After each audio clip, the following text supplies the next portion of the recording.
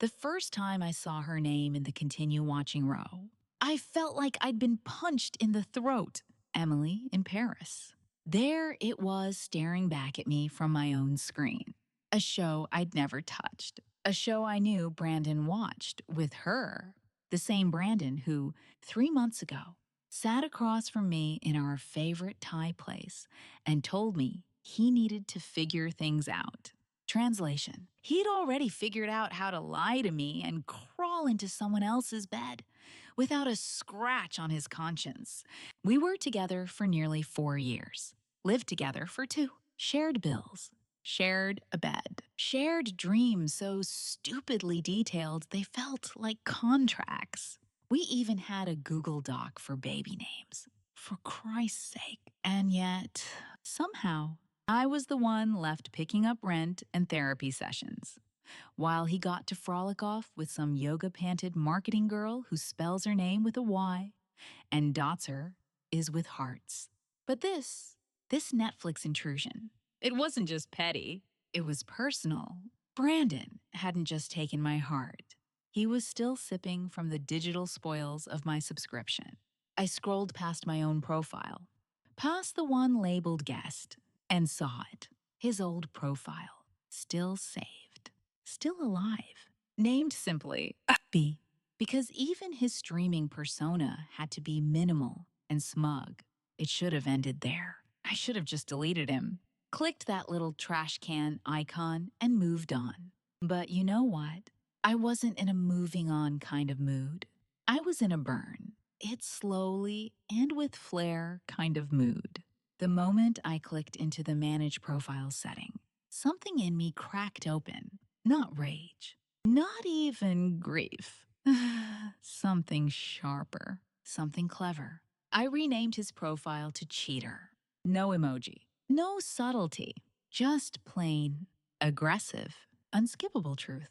Then I went into parental settings and switched the maturity level to TV Y7.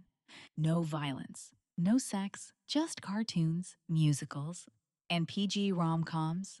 So sanitized, they'd make a nun blush. I backed out and stared at the screen. My cursor hovered over the final option.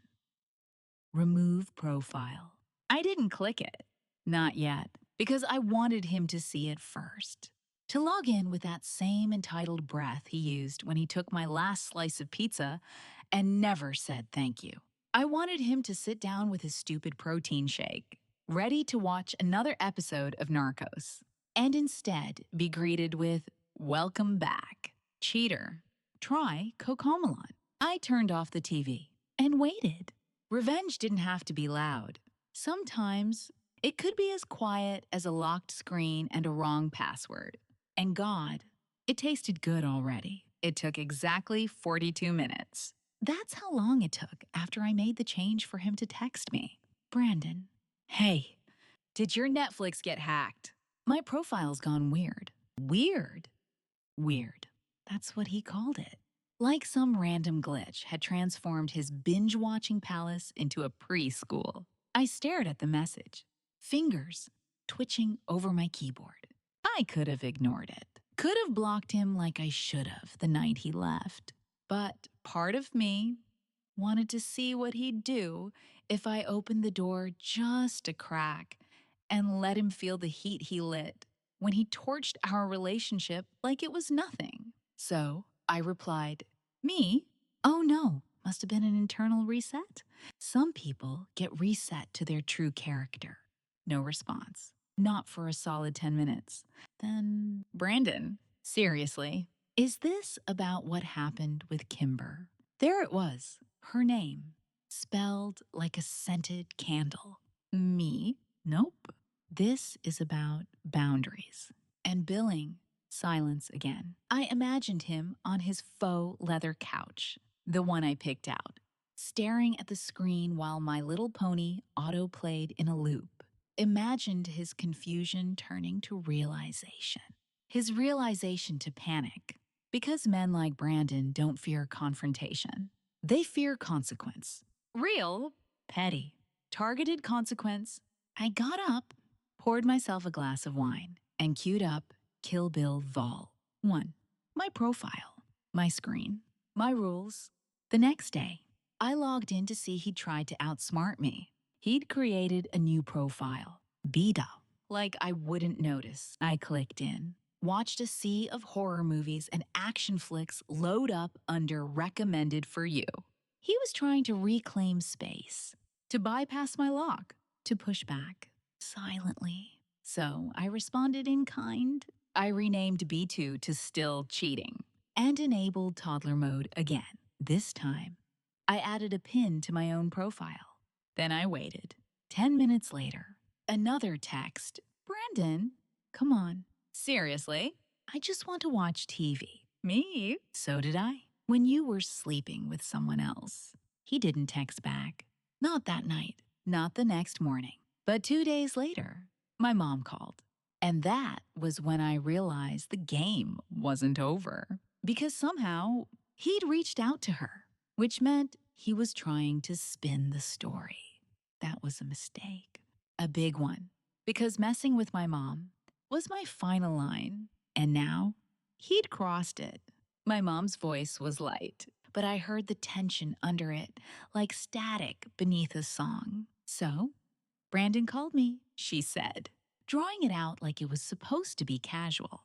I pressed the phone harder against my ear, staring out the window at the rain streaking down the glass. What? He said he was worried about you. She continued, said he thinks you might be, I don't know, acting out. I nearly dropped the phone. Acting out. I repeated, laughter bubbling up from somewhere deep and bitter. Like I'm, having a tantrum because I locked him out of my Netflix account. She sighed. The way only mothers do when they're trying to keep the peace. He said you changed his profile name to something inappropriate and turned on cartoons. Inappropriate. I said, Mom, I called him a cheater because that's what he is. I'm not saying he's innocent. Honey, I'm just saying revenge might not be worth it. You're better than this. That cut deeper than I expected. Because it wasn't just about the Netflix. It was about what I'd let him get away with. The silence, the ghosting, the lies, the casual way he slipped out of my life like it was a coat he'd worn too long. And now I was being told that my small act of digital justice made me look bad. I hung up before I said something I'd regret. That night, I sat on my couch, the same one he used to sprawl across with his feet on my coffee table, and thought about what revenge really costs. Not money, not time, reputation. I was being rewritten, slowly, subtly. From the loyal girlfriend he betrayed to the crazy ex who wouldn't let it go. And the worst part, people would believe him because he was quiet, polite, the kind of man who said, I just want peace while handing you the sword. So I made a decision. I logged back in, saw the profiles. Cheater, still cheating. My little axe of war, glowing smugly in red and white. I stared at the screen and deleted both. Then I went to account settings, clicked change password, typed a new one, something sharp and final. Betrayal wasn't free. Then I signed out of all devices, every single one, including his. No more playgrounds, no more jokes, just a door slammed shut, hard. And this time, he'd hear the echo. Let him call whoever he wants. Let him cry wolf to my mother, to his friends, to the empty air. He'd built his lies like scaffolding. I was just the one who pulled the pin. And it was time to watch the whole thing collapse. The next morning, my phone lit up with a new number. Not his. Not even hers. It was an unknown 907 area code, and for a second, I thought, maybe it's work. Maybe it's nothing. I answered. A voice, syrupy, sweet and sharp at the edges, greeted me. Hi, is this Rachel? I stiffened. Yes? Who's calling? This is Kimber. With a Y. Of course it was. The same Kimber who starred in the breakup I never auditioned for. The one who, apparently, didn't mind crawling into a bed still warm from another woman's history. I had never spoken to her directly, only seen filtered Instagram selfies and caught wind of rumors. But hearing her voice now, it wasn't friendly. It was a performance. I just wanted to ask, she began, if you were planning to leave me out of whatever revenge tour you're on, or if I should expect my Hulu to mysteriously log out too. I blinked. I'm sorry. What? Brandon told me about the Netflix stuff. Thought I should reach out. Woman to woman. There it was. He'd done it. Twisted the narrative like a bar towel. Wrung it out until I was the villain in his story. I'm not on a revenge tour, I said. Calm but cool. I'm simply revoking access. Brandon was using my account after lying to me for months. That's not revenge. That's just called consequences. She gave a soft, insincere laugh. Look, I'm not here to take sides. Oh, Kimber, I said, interrupting. You already did when you chose someone else's boyfriend. Silence. I didn't fill it. I just think maybe you should move on, she said finally. I smiled to myself. I already did. When I changed the password. Click. I hung up before she could speak again. I sat there, heart pounding, but not from anger. From clarity. For the first time in months, I didn't feel helpless or petty or crazy. I felt done. Not the loud, door slamming kind of done, but the clean, crisp kind, like snapping the last piece into a puzzle and realizing you don't want to frame it. You just want to move on. Later that day, I got one more text. Brandon, guess I deserve it. Enjoy your little victory. No apology, just that a final jab, pretending to be humility. And I realized something. He wasn't used to losing. He'd lived his life charming his way out of consequences, using silence as a weapon, letting women carry the weight of his wreckage. But not this time. This time, I let him feel the lock click. This time, I didn't flinch. And while he was out there spinning the story, I was about to write my own that night. I poured a glass of wine and opened my laptop, not to binge watch or stalk anyone's socials, but to write. Not just in a journal, not some dramatic Dear Diary confessional. Public. I opened my old Medium account, the one I hadn't touched since grad school, the one still linked to my full name, still carrying half-written essays about identity and heartbreak that felt like someone else's now. But this piece, this would be mine. I titled it, The Netflix Cheater, a breakup story in profiles and passwords. And I wrote it all. The discovery of Emily in Paris, the renaming of his profile to Cheater, the toddler mode lockdown, the entitled text, the call from my mother, the guilt trip, the gaslighting, the smarmy call from Kimber with a Y. I left out names. I didn't need to dox him. The truth was loud enough, but I didn't write it to humiliate him. I wrote it for me. For every woman who's ever quietly carried the emotional cost of someone else's betrayal, while still footing the literal bill. For anyone who's been rewritten as the crazy ex. For having the audacity to draw a boundary. When I hit publish, I felt it like something leaving my body. Something heavy. Something not mine anymore. I closed the laptop and exhaled. The next morning, it had 5,000 reads by the end of the week. It had gone viral. There were comments from strangers. God, this hit me harder than I expected. Why do we let men get away with so much just because they're chill? Changed my ex's HBO Max name to Liar. This inspired me. I laughed. I cried. I watched the story take on a life of its own. It was no longer just my petty act. It had become something universal, a battle cry dressed in pixels and punchlines. And then the email came from an editor at a digital magazine We love your voice. Would you consider pitching us a column? Just like that. My breakup became my breakthrough. But here's the irony, it wasn't about Brandon anymore. It wasn't even about Kimber. It was about reclaiming something they tried to take. Not dignity, I'd never lost that. But narrative, because when someone breaks your heart and then keeps casually consuming pieces of your life, you start to feel like a ghost in your own story. Now, I wasn't the ghost, I was the author. Brandon would always remember the moment he opened Netflix to find his entire facade exposed in bold pink letters. But me, I'd remember the moment I realized that revenge doesn't always come in fire and fury. Sometimes it comes in font and the right to tell your own damn story. The piece kept spreading.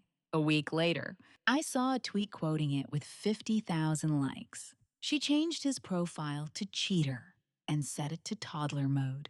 I will never know peace until I meet this woman. I didn't reply, but I read every single comment.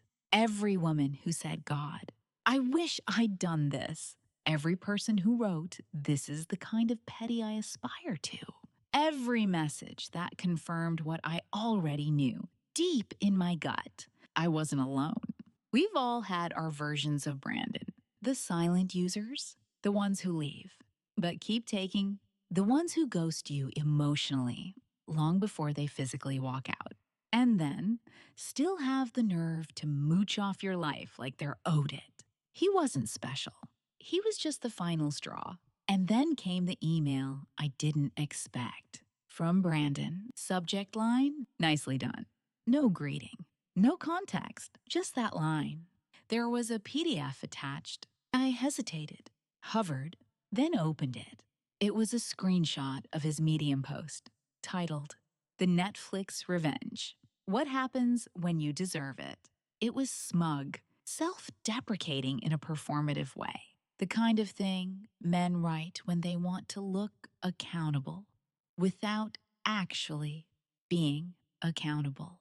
He opened with, I guess I earned the toddler lockdown. And somewhere in the middle, he dropped a line that stopped me cold. She got the last word, but I hope she knows I was still watching her. Not just the Netflix, all of it, even after I left. That felt like a slap, because it wasn't flattering. It wasn't romantic. It was creepy. Like even in his version of events, he still believed he had the right to observe me, to consume pieces of me. Long after the goodbye, that was his crime. He thought love was a subscription that never expired. He never imagined I'd cancel it. I didn't respond. Instead, I sent the screenshot to my editor with one line. This is why we write. She replied, I want this in your next column. So I did. I wrote about how breakups don't always break clean, how exes linger like old logins, how sometimes the real closure isn't in the door slamming shut. It's in changing the password, setting the controls, and choosing what gets access to you.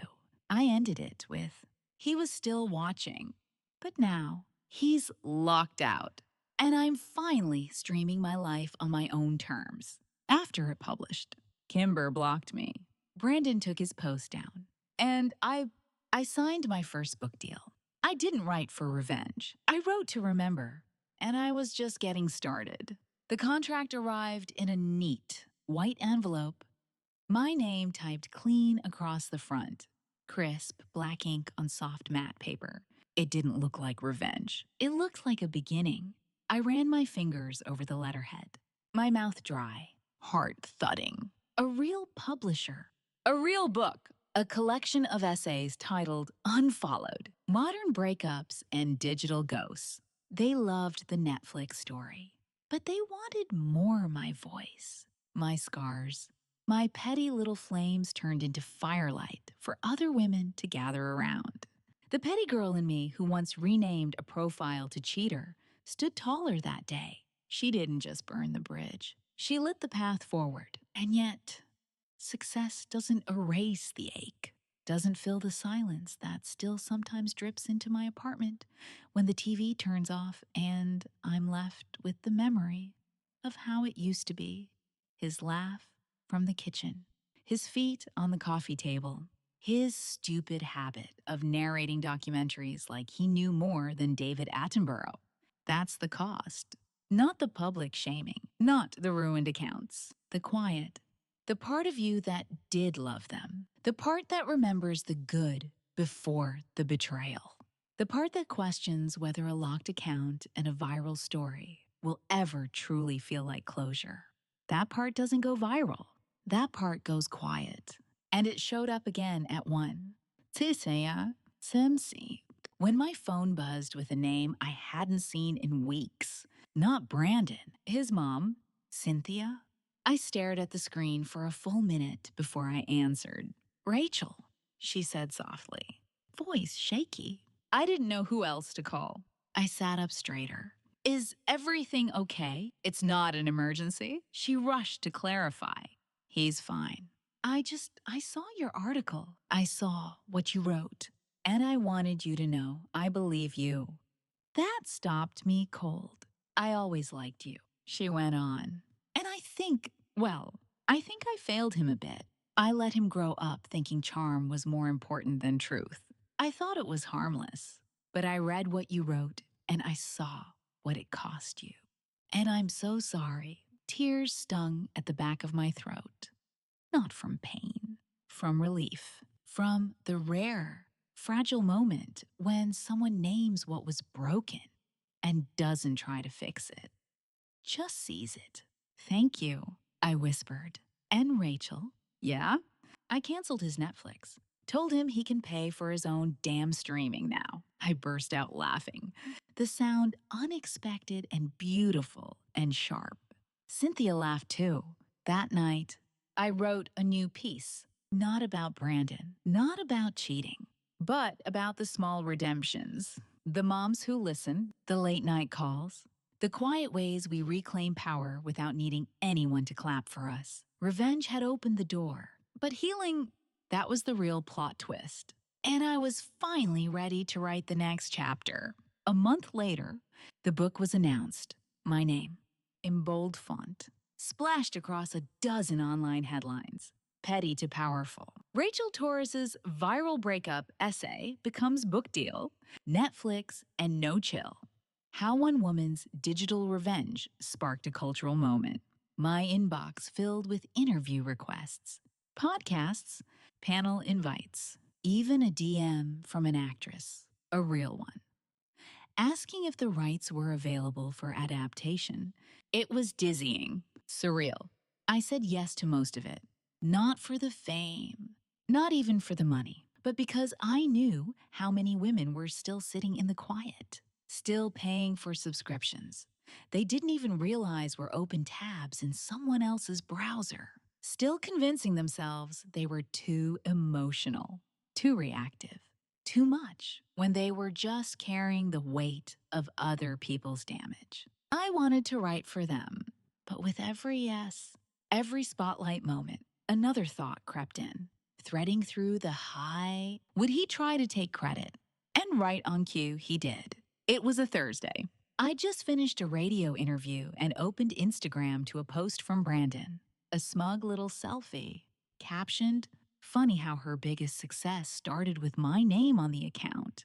Guess I was good for something after all. The comments, mostly from his guy friends. Frat bros in 30-something bodies were full of laughing emojis and cheap barstool philosophy. She should cut you a check. At least you made her famous. Bro, you're in the acknowledgments. Right. My stomach turned because it wasn't just tone deaf. It was an attempt to crawl back into my story, to remind the world and maybe himself that he'd been the spark. As if that made him matter more than the fire I built from it. I didn't comment, didn't DM, didn't even block him. Instead, I wrote that night. I posted a short excerpt from the book's opening chapter. They always think they're the main character. But this story isn't about the man who started the fire. It's about the woman who learned to dance in it. No names, no shade, just truth. By morning, it had over 300 zeros worth likes. The publisher emailed me, ecstatic. Bookstores were requesting extra copies. Pre orders were climbing. And somewhere, I hoped, Brandon saw it. Not because I wanted to hurt him anymore, but because I wanted him to finally understand. This wasn't his legacy. It was mine, and no password, no profile. No smug post could log him back in. He'd been logged out of my life for good. The book tour kicked off on a rainy Thursday in Brooklyn, exactly 1 year to the day since I'd changed the Netflix password. I hadn't planned it that way, but when the publicist pointed it out, I laughed so hard I almost spilled coffee on my blouse. Because, of course, the universe loves symmetry and petty girls with long memories. The venue was packed, folding chairs filled, people leaning against walls, a few sitting cross-legged near the front. Mostly women, some men, a few faces I recognized from online comments, DMs, even one woman who'd flown from Ohio just to hear me read. But when I took the stage, I wasn't thinking about them. I was thinking about her, the woman I'd been that night, on the couch. The light from the screen flickering against my face. Tears dried on my cheeks, heart cracked open, and still waiting for an apology that would never come. I started my reading not with the most viral essay, but a new piece. You know, getting published. A quiet one, honest, vulnerable in a way that felt dangerous. This story started with a petty choice, but what it uncovered was not pettiness. It was the unpaid labor of love. The emotional subscriptions we stay logged into long after someone stops showing up. We let them stream our time, our trust, our bodies, our forgiveness, until one day we finally change the password and call it what it was: theft. When I looked up, people were crying, not sobbing, but that soft, reverent kind of weeping, the kind that says, "You said the thing I couldn't." After the reading, I signed books, took photos, hugged strangers, listened as woman after woman leaned in and whispered their own versions. He used my Spotify for 2 years after he moved out. She kept using my HBO to watch the show we started together. I paid for his groceries while he cheated. This made me feel like I wasn't crazy. One woman handed me a thank you card. Inside was a printout of her Netflix Screen 3 profiles. Mine, guest, and trash locked. I laughed until I nearly choked. And for the first time, I realized something deeper than revenge, deeper than even redemption. I had become a mirror. And sometimes, people just need someone to hold up that mirror and say, "See, you weren't wrong. You were used. But you don't have to stay in the story they wrote for you." That night, back in my hotel room, I lit a candle and finally deleted the last screenshot of Brandon's text from my phone. Not to forget, but to make room, because my story wasn't about the fire anymore. It was about what I built from the ashes. And tomorrow, I'd tell it again.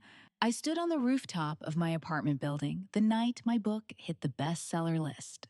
There was no launch party, no champagne-soaked crowd screaming my name. Just me, a bottle of cheap Prosecco, and the city breathing around me like it always had indifferent. Infinite, alive. I tilted my phone, took a photo of the skyline, and typed a caption I'd been waiting to write for a year. Logged out, signed off, moved on. I posted it without tagging anyone. The people who needed to see it would. I sat on a folding chair, toes cold against the concrete, and sipped the Prosecco while thinking about all the versions of myself that had existed inside this story. The woman who begged for clarity when Brandon lied. The one who cried into takeout containers and kept their shared toothbrush in the cup for 3 weeks too long. The girl who renamed his profile to cheater and waited, almost gleeful, for the first text to roll in. The woman who said no, The one who said yes to a book, to a column, to a voice she didn't know she had. Revenge had started this, but what came after was something bigger, something quieter. Reclamation. He never reached out again, not after the final post, not after the reading tour, not when the publisher's billboard with my face went up in Soho. I think, deep down, he finally understood that I wasn't angry anymore. I was free. And I wasn't going to explain that freedom to him or to anyone. I thought about Kimber once or twice, wondered if she'd read the book, if she'd recognized herself in the margins, between the lines, in the warning signs that she might now see for what they really were. But I didn't feel bitter. I felt clean. There was one last thing I hadn't done, one final door I'd left cracked. I opened Netflix on my phone. 3 profiles, one mean, guest, trash, locked. I smiled, clicked manage profiles, and deleted the last one. The screen flickered. Gone. That was it. No confetti, no trumpet, just a tiny erasure, a flick of the wrist. And suddenly, nothing of him lived on my screen anymore. I powered off my phone and looked up. A plane moved across the sky like a bright thought. And below me, the city kept humming, not waiting, just continuing, just like I would. I closed my eyes, raised my glass, and whispered not to him, not even to the past, just to the version of me who once doubted her strength. You didn't overreact.